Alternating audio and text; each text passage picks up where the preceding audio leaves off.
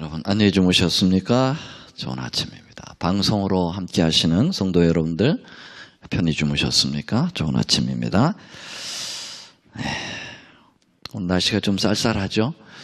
플로리다의 날씨가 재미있어요. 여름도 경험하다가 겨울도 경험하다가 봄도 경험하다가 사계절들이 왔다 갔다 하니까 정신은 좀 사납지만 좋습니다. 자, 오늘은 그 실물교훈 우리가 챕터 A 8장을 이제 공부할 차례입니다. 제목은 감추인 보화라고 하는 것인데요. 실물교훈은 어떤 책입니까? 실물교훈은 예수님의 무엇을 다루고 있죠?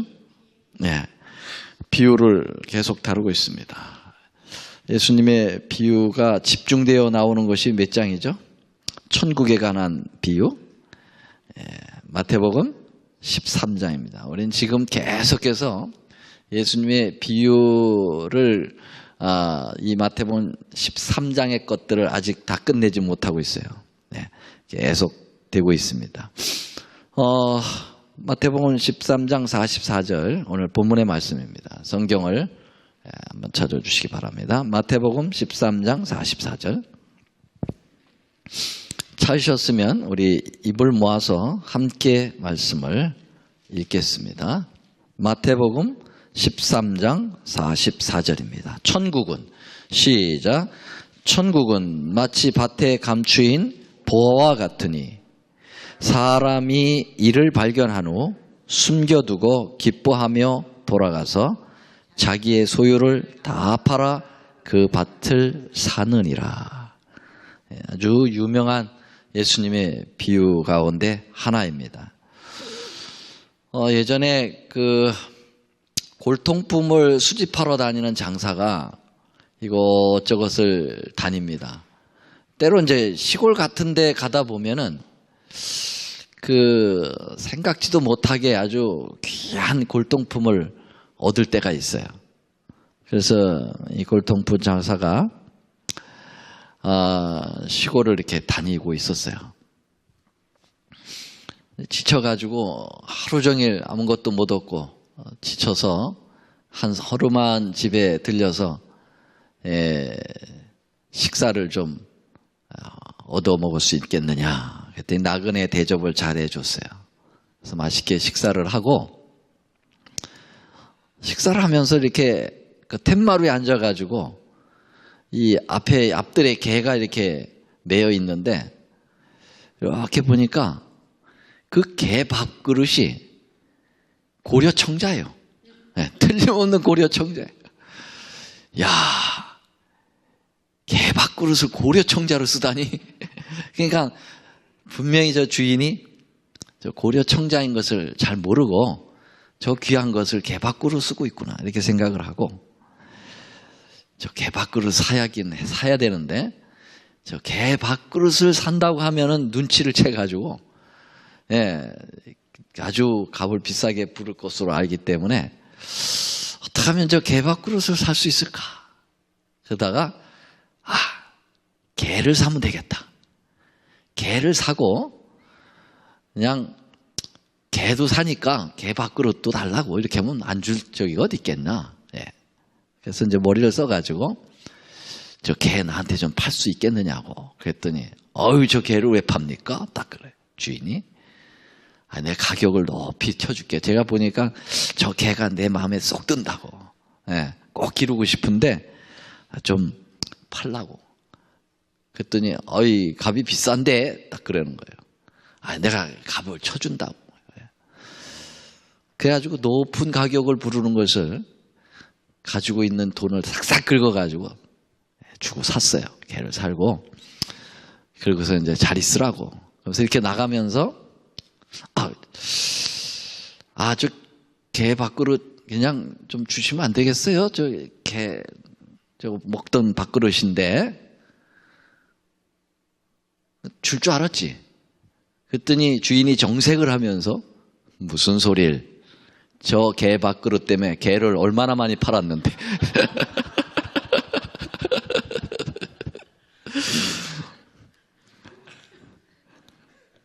뭐 같은 얘기는 아니지만은 모든 것을 귀중한 것을 위하여 다 싹싹 긁어가지고 돈을 지불한 것입니다. 그런 맥락으로 볼 때 이 감추인 이 보화에 대한 비유가 우리에게 주는 시사가 있습니다. 그런 교훈이 있습니다. 옛날 동방에는 이 보화를 자주 땅에 감추는 일이 있었다고 하죠.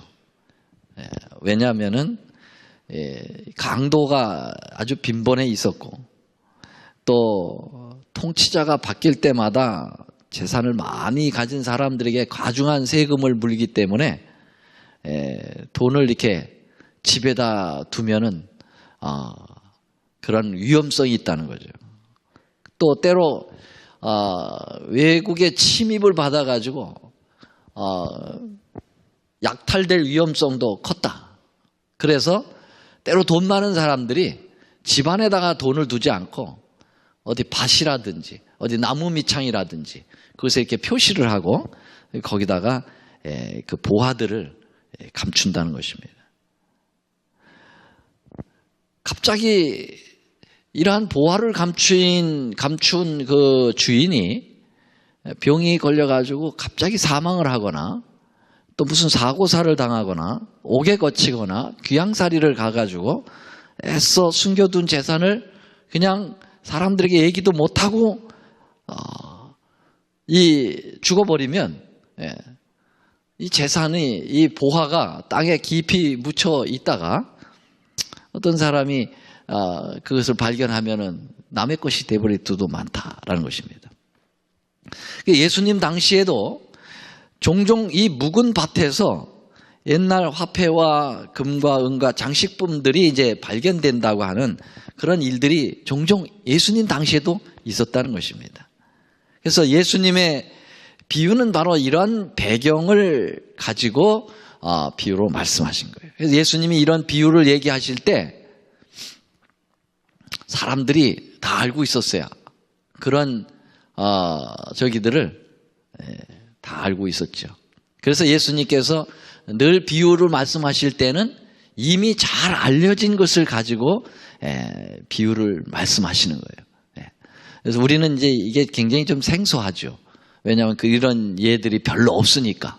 그런데 예수님 당시에는 이런 것들이 종종 있어 왔습니다. 그래서 예수님의 비유는 아주 쉽게 그리고 깊은 교훈을 주기에 넉넉했죠. 자, 이런 비유에서 우리 한번 생각을 하겠습니다. 한 가난한 농부가 남의 땅을 빌려서 농사를 짓고 있어요. 소작농이죠.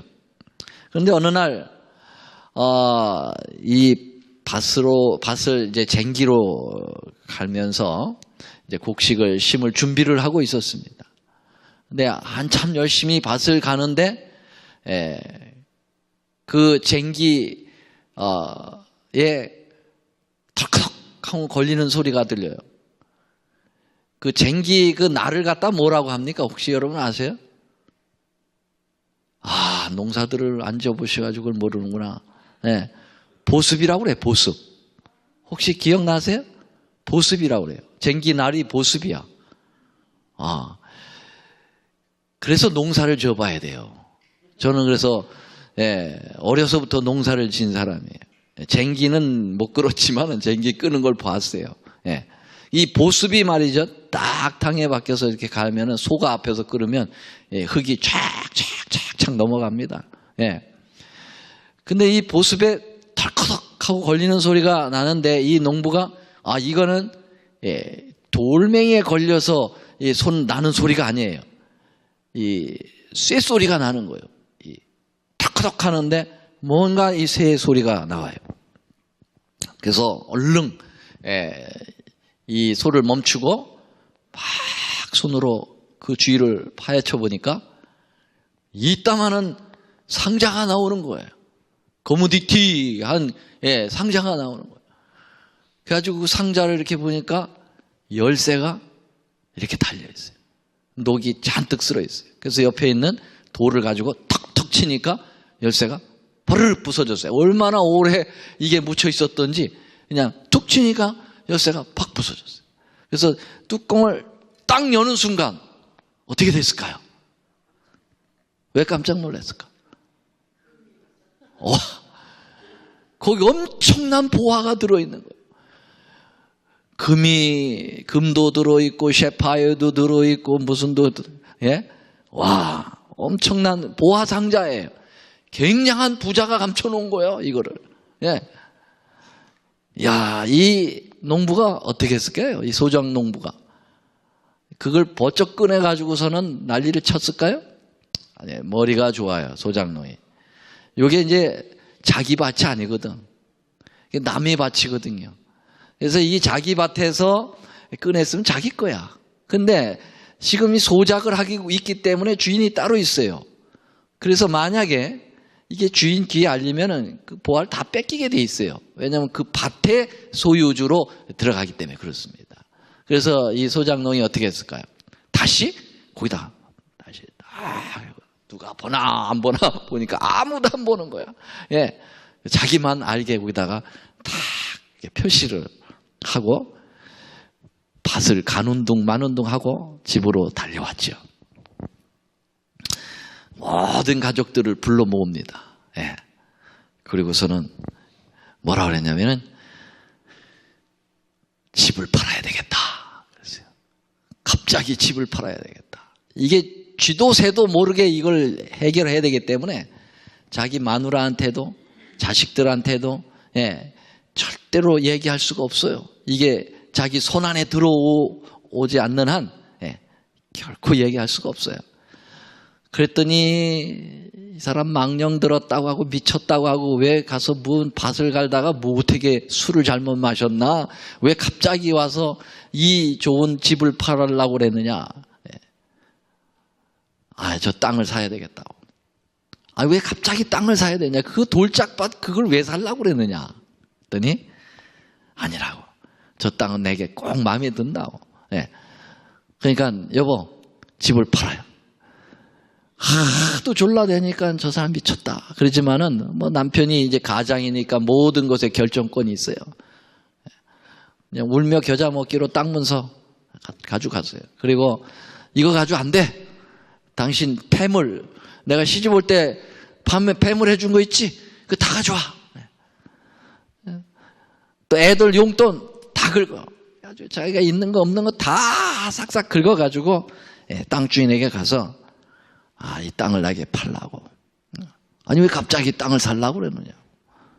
이 땅은 제게 꼭 필요한 땅인데 오늘 밭을 가면서 이 땅이 꼭 내 손에 들어왔으면 좋겠다고. 그러면서 주인한테 얘기를 하죠.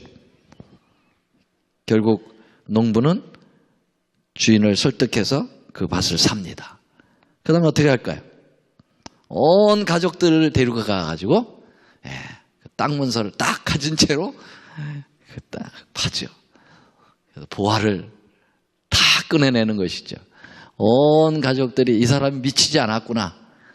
무슨 제정신을 가진 사람이구나. 행제 만났다고 하면서 이제 춤을 추고 잔치를 하고 난리가 났죠. 요게 이제 예수님이 비유 얘기입니다. 천국은 마치 밭에 감추인 보화와 같다. 우리가 천국에 대하여 잘 인식을 못하기 때문에 천국에 투자를 안 하는 거예요, 지금. 천국을 제대로 안다면 여러분 우리가 천국에 엄청난 투자를 할 거예요. 예. 근데 지금 천국의 가치를 잘 몰라. 예. 보화를 발견을 못했어, 지금. 예. 그래서 우리 교인들도, 우리 크리스찬들도 천국을 위하여 투자하기보다는 곧 없어질 이 땅의 삶에 대하여 투자하기를 더 기뻐하는 거죠. 이 미련한 것이 바로 어쩌게 보면은 우리 크리스찬들이에요. 예수님께서 이걸 강력하게 지적한 거예요. 너희들이 제대로 모르는구나, 천국의 맛을. 천국은 보통 것이 아니야. 너희들이 있는 것 다 갖다가 팔아도 그것만큼 못해. 그거를 강하게 지금 이야기하고 있는 거죠. 하늘의 보화의 가치를 깨달은 사람은 그 진리의 보화를 얻기 위해 어떤 수고도 너무 크다고 생각하지 않는다는 것입니다. 어떤 큰 희생을 요구할지라도 그것이 너무 값비싼 것이라고 생각하지 않는다는 것입니다. 네, 하늘의 가치를 깨닫지 못하는 사람들은 하나님 일을 조금 하면서도 크게 손해본 듯 생각할 수 있다는 거예요. 네. 여러분, 우리가 교회에서 일을 할 때나 헌금을 드릴 때나 이거 나 혼자 이렇게 고생하는 거 아니야? 예. 또 이거 너무 많이 드리는 거 아니야? 예. 이거 내가 괜히 손해보는 거 아니야? 이런 생각이 들면 보화를 발견하지 못한 사람이에요. 천국의 보화를 발견하지 못한 사람이죠. 여러분, 그 농부가 이거 내가 이 밭을 사는 건 너무 지나친 거 아니야? 이 집까지 팔아가지고 애들 용돈까지 뺏어가지고 이거 너무한 거 아닐까? 조금도 그런 생각하지 않았을 거예요. 그렇지요? 왜냐하면 땅을 사면 그 용돈이 뭡니까? 그거는 그 보화에 비하여 완전히 조족지혈이죠. 세 발의 피죠. 어떤 것을 갖다가 다 투자해도 그거보다 그 보화의 상자보다 더 클 수 없다고 생각하기 때문에 전혀 아깝지 않고 전혀 부족함이 없다고 생각합니다. 똑같이 생각해 봅시다. 우리가 천국은 그런 엄청난 보화예요. 감히 계산할 수 없는 그 보화가 천국에 존재한다는 사실이에요. 거기를 확신을 갖는 사람은 주님을 위한 투자는 정말 크다고 볼 수 없어요. 아무리 열심히 일을 해도 부족하지. 내가 천국을 얻는데 그 예수님을 내가 얻는데 부족하지. 열심히 일해놓고도 겸손해질 수가 있어요.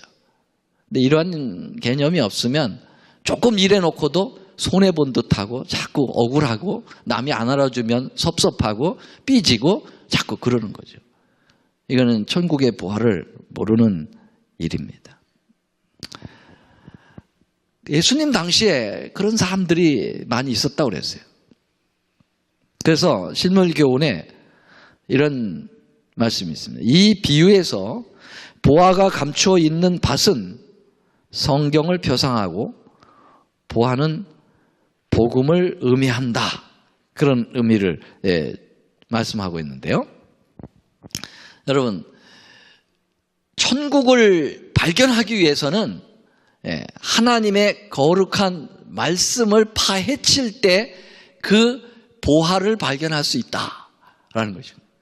그래서 화이트보이는 밭은 뭐라고 그랬어요? 밭은 성경을 나타내는 것이고 거기 밭에 감춰있는 보화는 뭘 나타난다고요? 복음을 나타낸다 그랬어요. 복음이라고 하는 것은 천국이죠. 예수님이죠. 그렇죠? 복음은 예수님이에요. 그래서 우리는 이 천국의 보화, 이 가치를 깨닫기 위해서는 먼저 뭘 해야 돼요? 밭을 갈아야 돼요. 그 밭이 뭐라고요? 성경을 갈아야 된다는 거예요. 성경을. 성경을 기경해야 된다는 거예요. 성경을. 근데 만약에 이 농부가 이 밭을 갈 때 깊게 안 갈고 슬쩍 갈았다면 그 보화를 발견할 수 있었을까요? 못 발았어요. 여러분, 이 농부는 자기 땅이 아니더라도 양심 있는 농부였어요. 그래서 밭을 깊게 갈죠. 여러분, 이 보습을 살짝 거치는 거하고 나를 세워가지고 깊게 댈 때 어떤 차이가 있을까요? 소가 힘듭니다. 소도 힘들고 이거 미는 사람도 힘들어요. 여러분, 요거를 얼만큼 각도로 대느냐에 따라서 소가 힘이 받는 것이 굉장한 차이가 있습니다. 뭐 말인지 아시겠죠? 그래서 남의 밭 갈아주는 사람들 보면은 보습을 이렇게 안 해요. 요렇게 하지. 슬쩍슬쩍 갈아주는 거예요. 근데 자기 밭은 이렇게 갈아요. 좀 힘들어도 깊게 땅을 기경을 하면 여러분 뿌리를 잘 내리고 곡식이 잘 자라요. 그래서 이 사람은 이렇게 안 갈고 이렇게 가른 거예요. 좀 힘들어도. 그러니까 보화가 깊이 묻혀 있거든요. 예. 옛날에 그 사람들이 보화를 감출 때 이렇게 살짝 해가지고 흙이 덮일까 말까 이렇게 감추는 사람 있어요? 그거 발견될까봐 깊이 감추는 거거든요. 예. 그래서 여러분 우리가 천국의 가치, 예수님의 진정한 복음의 가치를 깨닫기 위해서는 성경을 이렇게 갈지 말고 깊게 갈아야 합니다. 아멘. 예. 깊이 상고해야 돼요. 예. 그냥 슬쩍슬쩍 개 머루 먹듯이 그런 뜻이 있는데 저도 잘 모르겠어요. 개 머루 먹듯이가 뭔지. 옛날 어른들이 그냥 슬쩍슬쩍 하는 거를 개 머루 먹듯이 그렇게 한다 그래요. 예. 개 머루 먹듯이 하면 안 되고 깊게 갈아야 돼요. 성경을 깊이. 예. 그래서 여러분 성경을 우리가 1년에 한 번씩 딱 통과하는 거, 이렇게 통독하는 것도 있지만 그거로 다 끝내면 안 돼요. 그것도 해야 돼요. 그것도 어떤 사람은 성경 통독 필요 없다는 사람도 있어. 나 참 희한한 사람들이네. 아니 숲을 보고 나무를 볼 줄 알아야지. 왜 나무만 보라고 그러고 숲은 안 보려고 그래요. 그래서 성경 통독법도 꼭 필요합니다. 그래서 여기다 계속 그 성경 통독 갖다 놓으면 여러분 하십시오. 그래서 1년에 한 번은 전체를 봐야 돼요. 근데 그거로 끝내면 안 되죠. 성경을 깊이 연구해야 돼요. 묵상하고 생각하고 기도하고. 그럴 때 뭐가 걸릴까요? 보화가 덜커덕 걸리게 되는 거죠. 네. 보화를 찾지 못하는 사람들에 대하여 이렇게 이야기하고 있습니다.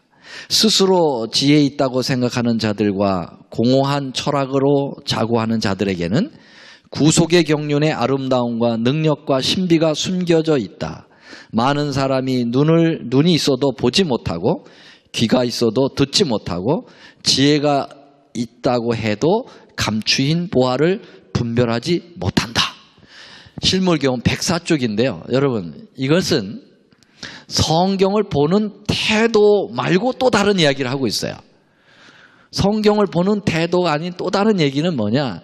왜 우리가 성경에 감춰있는 진정한 복음을 발견하지 못하느냐? 그 이유 중에 하나는 잘못된 이상한 가치관, 세상의 철학, 세상의 과학 이런 것에 너무 치중하고 세상에 재미있는 소설 이러한 것들에 치우쳐 있으면 보화를 발견하지 못한다는 것입니다. 오늘날 많은 교회 성도들이 하나님의 말씀만을 붙드는 그러한 집착력이 없다는 거예요. 왜냐하면 세상의 것들이 너무 재밌는 것이 많이 나왔어요. 심지어 세속의 물결이 밖에서만 물결 치는 게 아니라 어디까지 넘쳐 들어옵니까? 교회 안팎까지 넘쳐 들어와요. 그래서 하나님의 말씀의 진정한 묘미를 잃어버리게 되는 거예요. 여기 집사람이 있습니다만 이 사람 이름이 뭡니까? 미원이요. 미원을 많이 먹다 보면 죄송합니다. 미원을 쳐먹다 보면 이렇게 쳐서 먹는다는 거지. 욕하는 게 아니라 미원을 하도 쳐서 먹다 보면은 진정한 맛의 의미를 잃어버립니다. 맞습니까? 맞습니까? 오늘날 세상에 미원이 너무 많아요. 조미료가. 거기에 맛이 들어있어가지고 성경의 진정한 맛을 잃어버린다 이 말이죠. 너무나도 세속의 그러한 가치관들, 이상한 철학들, 이상한 이론들이 너무나도 우리의 뇌리에 꽉 차 있어요. 저는요, 세상의 책들을 너무 많이 읽으면서 설교를 준비하는 목회자들이 있어요. 저는 싫어합니다. 어떤 분들은 그래요. 독서를 많이 해야 다양한 기별을 줄 수 있다. 저는 반대합니다. 화이트부인도 분명히 얘기했어요. 세상에 잡다한 책 읽지 마라 그랬어요. 근데 어떤 목회자는 집에 가면 책으로 가득 차 있어. 그것을 자랑으로 여겨요. No. 독서 안 하는 것도 문제입니다만은 지나친 세상의 잡다한 지식을 쌓을 필요 없어요. 그렇다고 성경과 예언의 신만이라고 하는 것도 약간 극단적입니다. 화이트부인도 독서를 많이 하신 분이에요. 많이 했어요. 그런데 제가 이야기하는 건 너무 쓸데없는 정보들을 많이 가지려고 하는 것은 문제라고 생각합니다. 하나님의 말씀을 깊이 연구할 수 있는 자료들이면 충분합니다. 너무 세상의 것들이 많아요. 목회자들의 머리도 너무 복잡해요. 그래서 그런 것들을 이렇게 주면은 백성들 조금 기쁘죠. 그런데 미원 처해 있는 거예요. 미원 친 음식이에요. 정말 진한 우리 재림교회의 기별이 그 미원 때문에 상실됩니다. 거기에 입맛 들어 있으면요, 하나님의 진정한 말씀을 전파하면은 재미없다고 그래요. 재미없다고 하고, 아유, 말씀 준비 제대로 안 했군. 무슨 소리예요? 제대로 말씀 들을 마음이 준비가 안 됐지. 여러분, 말씀 분별력이 있어야 돼요. 유대인들은 예수라는 보화를 지척에 두고 발견하지 못한 사람들이라고 얘기하고 있어요. 바로 지척에 두고 우리의 진짜 복음이신 예수님이 33년 반 동안 그들 곁에서 살다 가셨는데 그 보화를 발견을 못하고 오히려 그 보화를 발로 밟고 짓이기고 벌어버린 사람들이 유대인들이에요. 구약의 표상으로 상징으로 예수님과 그분이 베푸시는 구속의 원리가 가득 차 있는 것이 하나님의 말씀이었어요. 구약 성경이었어요. 그런데 그들이 구약 성경을 달달달달달달 외웠는데도 여러분 예수라고 하는 보화를 발견하지 못하고 어떻게 그렇게 예수님을 천대를 했을까? 예. 여러분 하나님은 진리를 그냥 가만히 있는 자에게 뚝뚝 던져주시지 않으셨어요. 어떻게 했어요?